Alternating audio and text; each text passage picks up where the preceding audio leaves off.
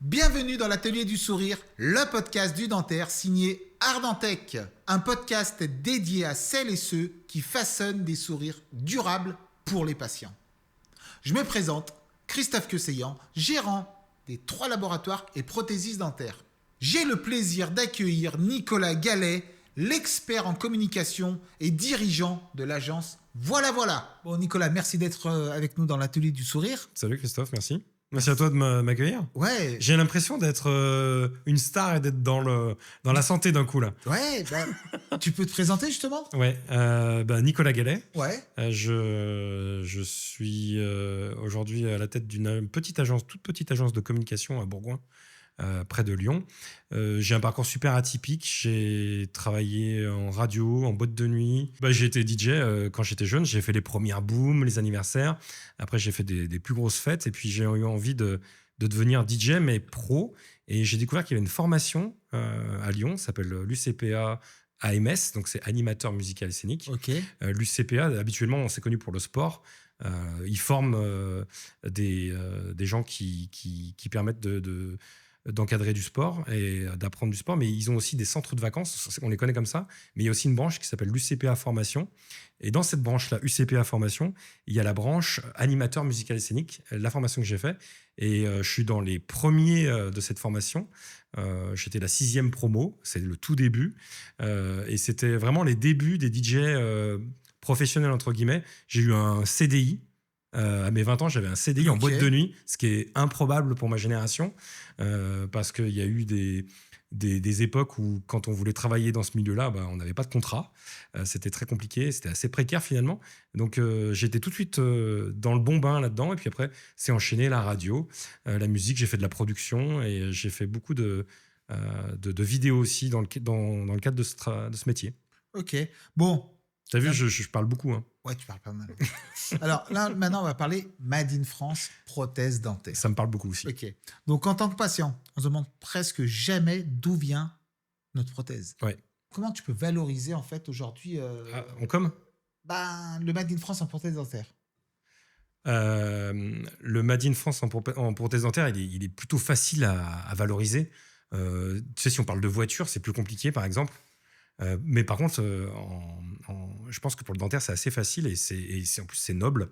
C'est que vous avez une force, c'est que vos implants, les dents que vous fabriquez, on les a dans la bouche tout le temps. Tout le temps, exactement. Ouais, mais on ne sait pas d'où ça vient. Eh ben, si tu sais que ça vient à côté de chez toi, si tu es à Lyon et tu sais que ça vient de Brignais ou de Lyon 6, tu es rassuré. Exactement. Si tu ne sais pas d'où ça vient, en fait, c'est plus compliqué. Ouais, mais tu ne te poses pas la question. Tu sais que ma femme, moi, elle veut pas avoir des vêtements qui viennent de trop loin parce qu'elle craint ça. Alors imagine la dent dans sa bouche. Oui, mais ta femme, le problème, c'est qu'on ne se pose pas la question.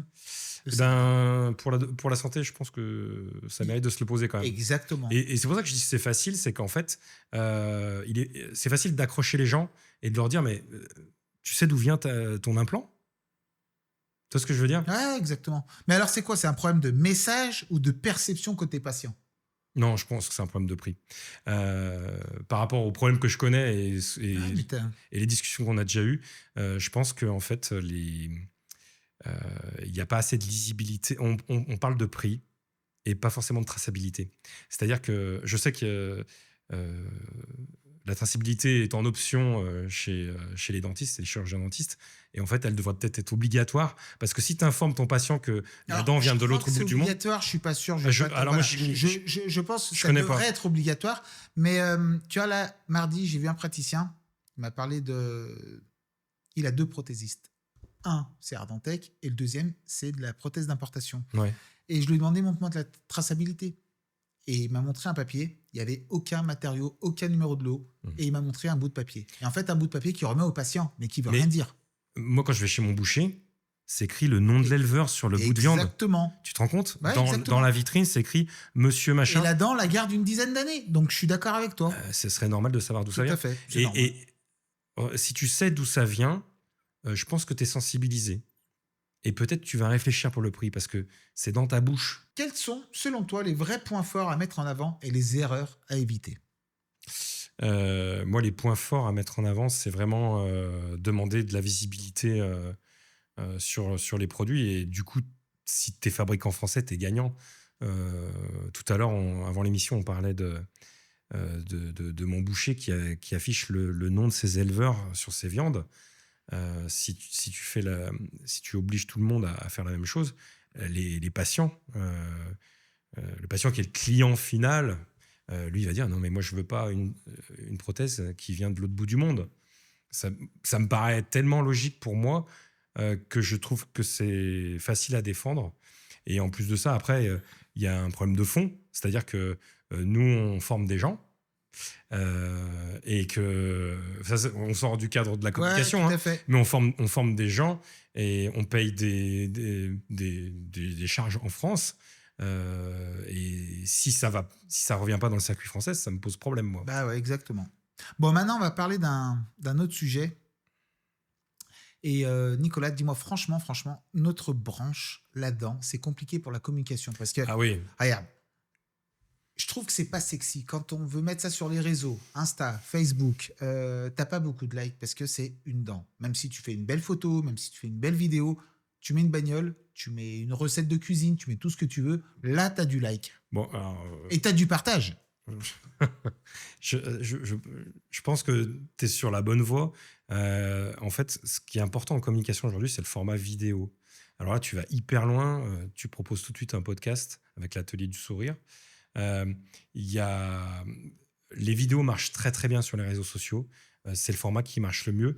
Et c'est aussi le format qui apporte le plus de choses aux gens qui regardent. Quand tu regardes une photo ou un visuel, tu passes assez vite dessus. Tu scrolles. Ouais, exactement. Alors qu'une vidéo, si elle te capte dans les 3 premières secondes, tu vas rester dessus et tu vas prendre plus d'infos. Une photo ou un visuel, tu n'as pas beaucoup d'informations finalement. C'est compliqué, tu vois une dent, tu n'as pas trop envie. Alors, qu'est-ce qu'il faut faire pour la rendre plus sympa ? Alors, j'ai envie de dire qu'il faut être soi-même et qu'il faut... alors, il y a 2 stratégies. Mais soi-même, c'est une dent. Tu prends une photo, une dent. Oui, mais c'est pas parce qu'on fabrique des dents qu'on prend forcément des dents en photo. On peut faire plein d'autres choses autour de ça. Tout à l'heure, tu me parlais avant l'émission que tu avais des graphes sur des machines. Ouais, exactement. Je trouve que tu as fait venir des artistes. Ouais, canard. Ouais, mais c'est exceptionnel ça. Mais rien que de parler de ça. Et il me l'a signé, la machine. Hein. Voilà. Non, mais attends. Moi, je trouve ça vachement drôle et vachement intéressant de mettre ça sur des réseaux sociaux pour parler de la singularité de ton labo. Ton labo, il est spécial parce que vous aimez l'art. Mais les boîtes que tu fais, ça, c'est complètement dingue. Ouais, ben c'est ça. Les packaging que tu proposes, tout ce que tu fais, moi, je trouve que c'est vachement intéressant. Et donc, sur les réseaux sociaux, moi, ce que je conseille, c'est de faire du format vidéo au maximum, d'être... des réels. Ouais, des réels, par exemple, sur Instagram, ou même TikTok. J'encourage tout le monde à aller... TikTok, tout à fait. TikTok, tu n'as pas forcément des retours tout de suite. Je suis d'accord. Mais ça permet de construire une grosse communauté. Donc, il faut faire des formats vidéo avec tout de suite, dans les 3 premières secondes, une accroche très forte qui va interpeller ou faire rire ou parler d'un sujet grave, quelque chose de très fort pour capter l'attention. Et après, c'est bon. Il ne faut pas commencer ta vidéo avec un visuel ou quelque chose de très lent parce sur les réseaux, on perd vite les gens. Donc moi, je conseille les formats vidéo et qu'ils soient tout de suite très forts. Alors, est-ce qu'on peut s'inspirer de certains codes de luxe ou de marque premium ? Oui, bah en fait... Comme Apple, comme... oui, c'est très blanc ici, c'est très Apple du coup aussi. Ouais, c'est intéressant parce que vous faites un métier qui est premium, c'est-à-dire que vous faites un métier de précision, vous faites un métier qui demande un grand savoir-faire et oui, tu peux t'inspirer des marques de luxe. Je pense aussi qu'il y a quelque chose à faire avec tout ce qui est gastronomie ou la bijouterie, des choses qui sont chères à la France aussi. Tu parles de Made in France, mais les chefs, c'est très bleu, blanc, rouge. Exactement. C'est très français. Mais c'est un peu, ça se rapproche avec notre métier aussi. Hein. Le luxe, tu parles de luxe, c'est très français aussi. On est les numéros 1 du luxe, il faut quand même le savoir. Donc, je pense que d'aller sur ces terrains-là, c'est bien. Mais moi, ce que j'aime chez toi, et puis quelques confrères que je connais en labo, c'est que vous avez un style très décontracté et que je trouve plus fun que ceux dans le luxe qui vont être en c'est vrai. costume. Tu vois, à chaque fois qu'on s'est vu, tu es très décontracté. c'est très détendu, très amical. On s'est fait la bise très vite. Enfin, tu vois, tout à l'heure, quand on est arrivé, on s'est embrassé. Enfin, c'est pas dans tous les milieux que tu as ce niveau-là de sympathie. Donc, moi, je trouve il est plutôt fun, votre milieu. Mais toi, tu es dedans, donc tu n'as pas la même impression. Ouais, je suis d'accord. Et alors, quel levier fonctionne vraiment pour capter l'attention ? Tu parles de communication. Ouais, communication. Si on parle de digital, les leviers, c'est un peu ce que je te disais tout à l'heure, c'est vraiment la vidéo. Et le levier numéro 1, c'est de personnaliser ta marque. Toi, mais comment ? Parce qu'on le fait. Mais tu vois, en te mettant en scène. Branding. Personal branding. Donc, la personnalisation de marque avec de l'humain. Alors, tu peux nous dire justement branding, on parle de branding. Qu'est-ce que c'est que le branding ? C'est exactement ça. C'est qu'en fait, du personal branding, c'est de donner un côté humain et authentique à ta marque. Ta marque, toi, c'est Ardentech. Et Ardentech, en fait, c'est des humains derrière. C'est toi et ton épouse. On vous voit souvent. Et c'est ça, tu personnalises et tu mets de l'humain dans la marque. Et c'est très important. Après, il y a tout ce qui est aussi communication autour de la marque par les individus. La marque, elle peut communiquer en son nom. Par exemple, si tu as un réseau social qui s'appelle Ardentech, il communique en son nom. Mais il y a aussi Christophe. Tout à fait. Christophe Queusseillan qui va communiquer sur Ardentech. Et ça, il faut être très malin là-dessus pour arriver à faire quelque chose de complet.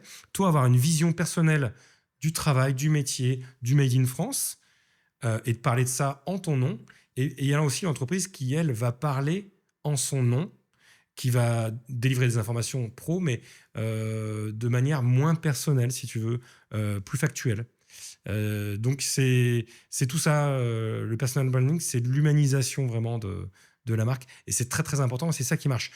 Une photo où il y a un humain va faire plus de likes. Une vidéo où il y a un humain qui parle va faire plus de vues et de likes aussi et de partages.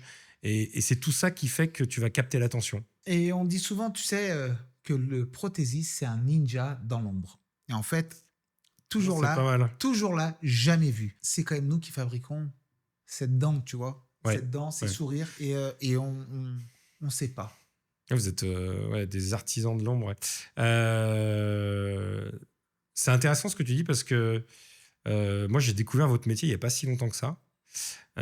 Et c'est vrai que j'en connaissais pas l'ampleur et ce côté ultra minutieux, ultra pro et aussi premium que tu donnais. Mais comment tu ferais pour nous passer, tu vois, en lumière, de l'ombre à la lumière? Oui, parce qu'en fait, là, le problème que tu as, c'est que ton produit, il est mis sur un patient final. Je ne sais pas comment le terme technique, implanté.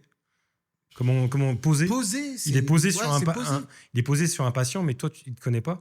Mais vous faites des prises de teinte, des choses comme ça, non? On fait des prises de teinte, on fait même des expériences, tu vois, dans ce labo, on appelle ça expérience patient. On va faire un scan facial, prise de teinte, photo. Il y a peut-être un service à développer là-dessus. Il s'appelle le service Prime. Tu vois, on a le service Prime et le service patient, expérience patient. C'est pas mal. Donc tu vas plus loin. On va loin. Ouais, mais on est obligé de se démarquer, tu vois. Et donc ça, c'est le dentiste qui le propose, le chirurgien ou le dentiste qui propose. C'est ça, en plus. Ouais, c'est pas mal. Moi, j'ai pas encore eu d'implant, mais je savais pas que ça existait. Mais c'est bien. Là, tu sors de l'ombre vraiment avec ça. Là, tu sors de l'ombre parce que le patient vient, voit ce lieu qui est fantastique. Mais le patient, il n'est pas en contact avec toi à la base. Non, ça jamais. S'il est en contact, donc il faut nouer des liens et des partenariats du coup avec les dentistes. Avec les dentistes. Avec les cabinets, oui. Et en fait, moi, ce que je te conseillerais pour répondre à ta question, c'est vraiment que le dentiste soit un ambassadeur de ton labo. Je me disais, dans les salles d'attente, il y a aussi de l'affichage. On le fait. Ouais, on met en avant le Made in France. Ouais. Donc, tu sais, on a French Fab. Donc, on le met en avant aussi, soirée Made in France aussi. French Fab, c'est les sociétés françaises de l'industrie, tu vois. Et on en fait partie. On a aussi une soirée Made in France. Donc, on en fait partie. On le met en avant. Donc, le patient sait que sa prothèse est faite ici, en France et à Lyon. Ouais, c'est le Made in Lyon, tu vois. Il faut faire un peu de lobbying là-dessus, peut-être, mais de manière positive. De manière positive. Pour fédérer vraiment les personnes qui sont en contact des patients. Et il faut parler directement aux patients ou il faut rester, tu vois, en soutien au cabinet là-dessus? Tu vois, par exemple, pour ton podcast, moi, je pense qu'il faut qu'il s'adresse à un maximum de monde. Exactement. Les Euh, patients. il faut que tes patients le regardent parce qu'il y a plein de gens curieux. Il faut que les Ah, mais là, professionnels... je le fais pour eux, hein. Ouais. Mais il faut aussi que tes confrères puissent le regarder, Ah, mais ils vont le tes regarder. fournisseurs aussi, ton comptable, ton voisin. Tout à fait, exactement. Que c'est ce qui est bien dans ce que tu fais dans la vidéo, c'est que tout le monde peut la regarder. Alors, je te prends un exemple bête, c'est que moi j'écoute des podcasts. Je suis passionné de podcasts. J'écoute des podcasts sur de la finance. C'est des mecs qui montent des startups à San Francisco. Je comprends 20% de ce qu'ils disent, mais ça me fascine.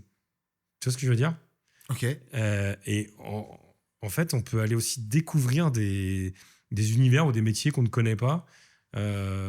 Si c'est un peu vulgarisé, en plus, c'est bien parce que ça te permet d'apprendre plein de choses, de comprendre des choses sur des secteurs d'activité que tu fais pas. Moi, je suis dans la com, j'écoute des choses en finance, ça me passionne, mais je comprends moins de la moitié.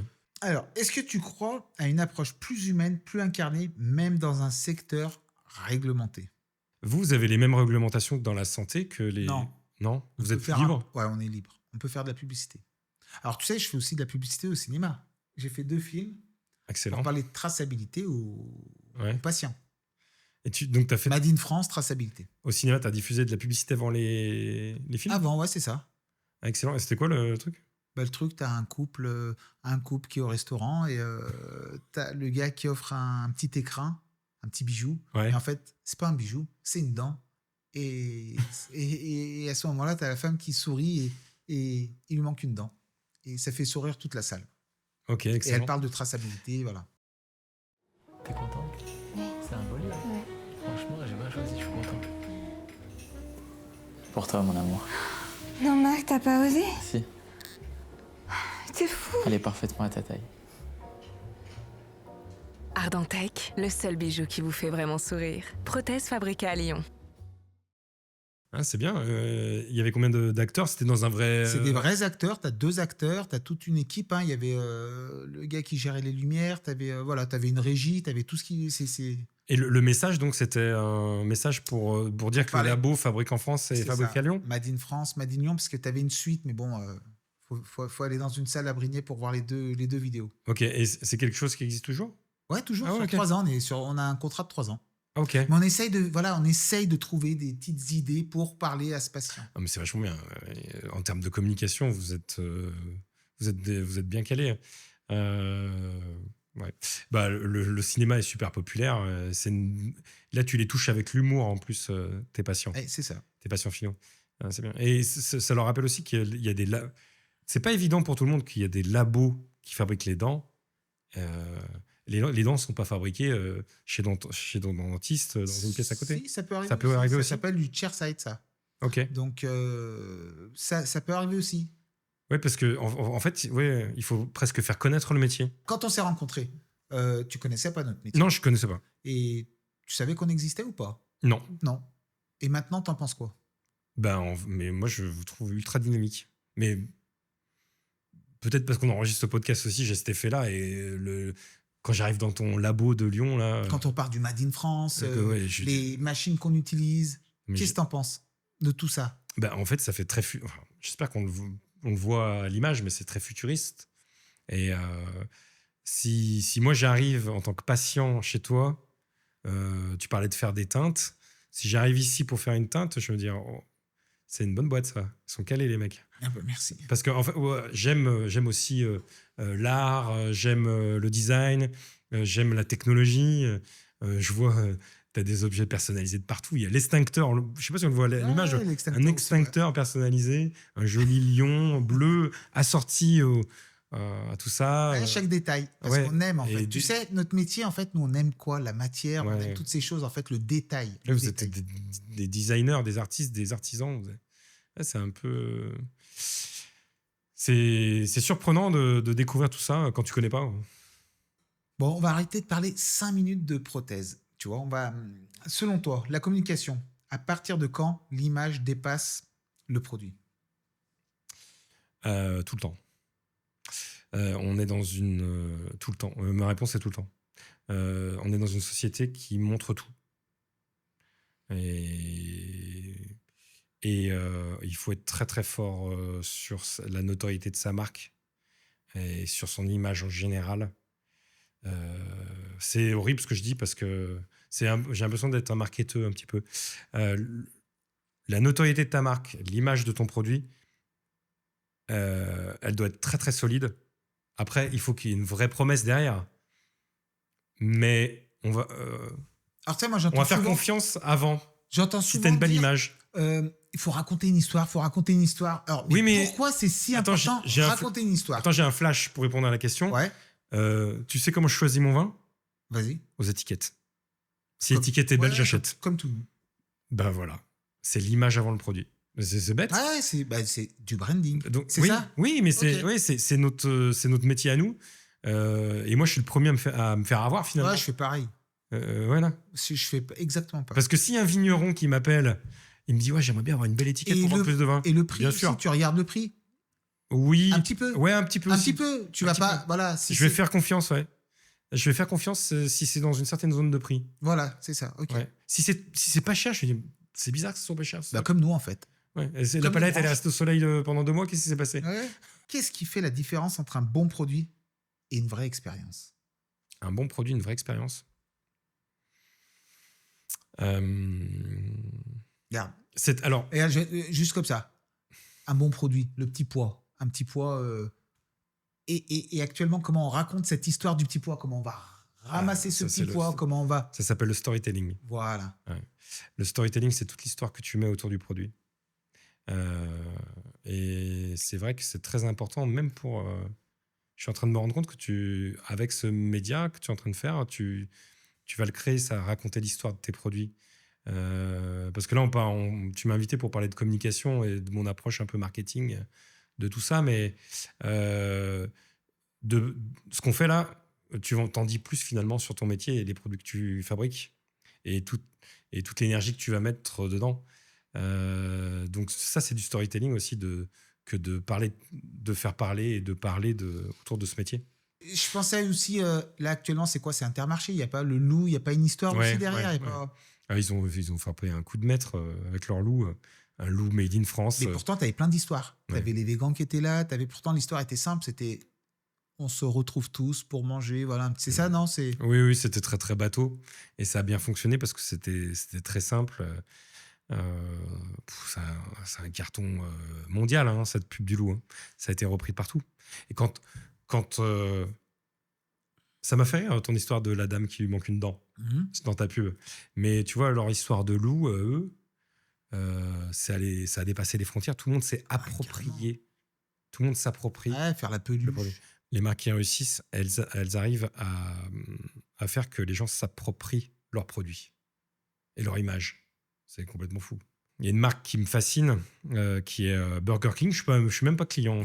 C'est pas mon resto préféré. Mais il me fascine dans leur communication. Et je parle de tout le temps. Très bon. Je parle de tout le temps. Ouais. Donc ils ont réussi en fait. Si je parle de tout le temps. C'est vrai. Bon, maintenant on va parler de la valeur du haut de gamme. Oui. Alors moi, ici tu as vu, tu es dans un beau laboratoire. Ouais. On l'a imaginé pour le patient, le praticien. Et ben, comment parler de qualité, de minutie et de réactivité sans tomber dans le discours technique?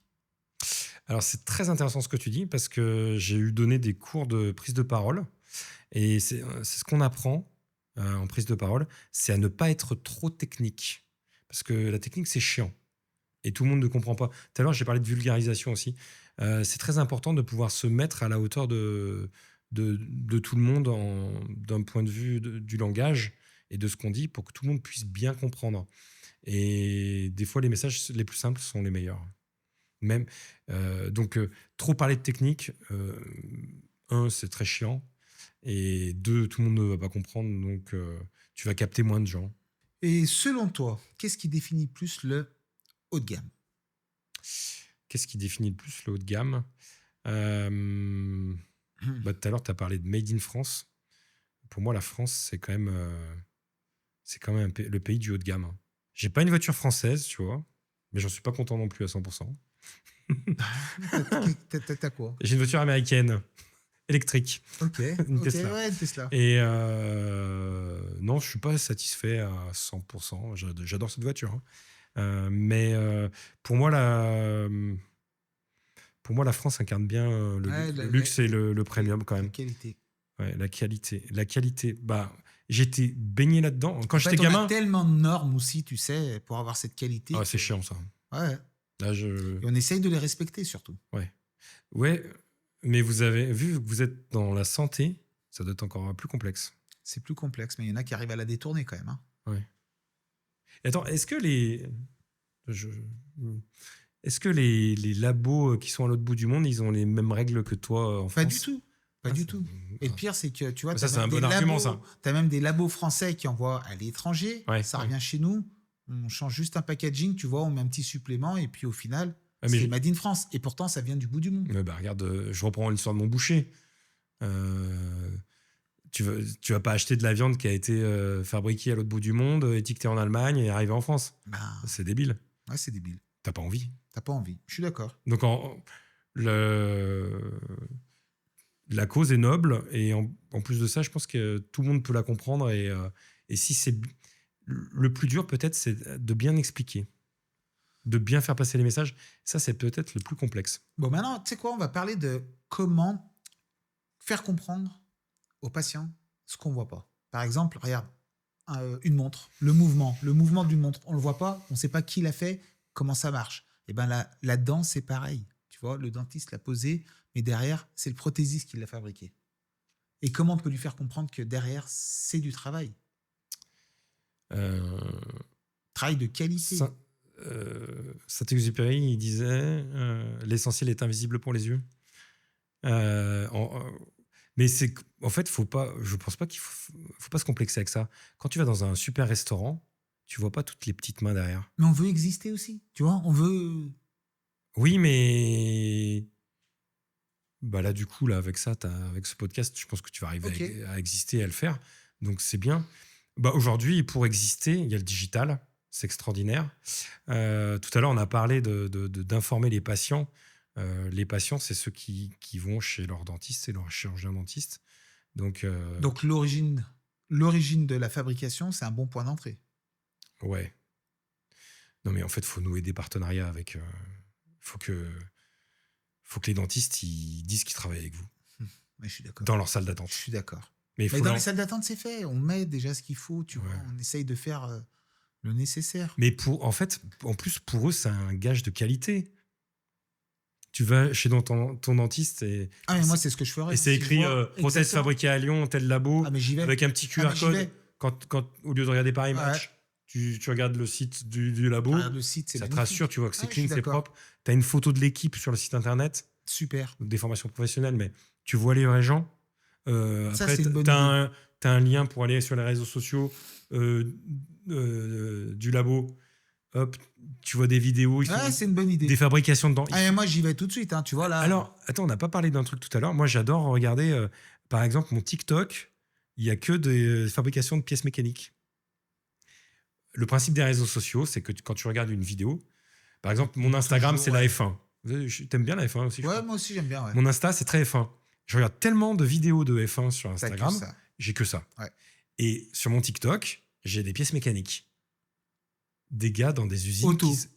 Non, tout style. Tout, ok. Industrie, des boulons, des pièces improbables.